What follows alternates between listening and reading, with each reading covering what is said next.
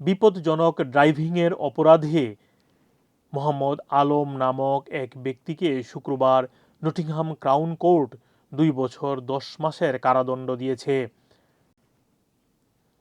খবরে বলা হয় 2023 সালের 7 অক্টোবর রাত 2টা 45 মিনিটে মোহাম্মদ আলম নটিংহাম ভেন্যুর সামনের রাস্তা টেলবোট স্ট্রিট দিয়ে গাড়ি না চালিয়ে ফুটপাত দিয়ে গাড়ি চালানো শুরু করেন।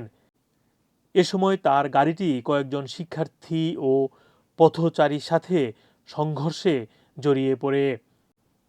নটিংহাম ক্রাউন কোর্ট অপরাধী সাব্যস্ত করে তাকে এ সাজা দিয়েছে।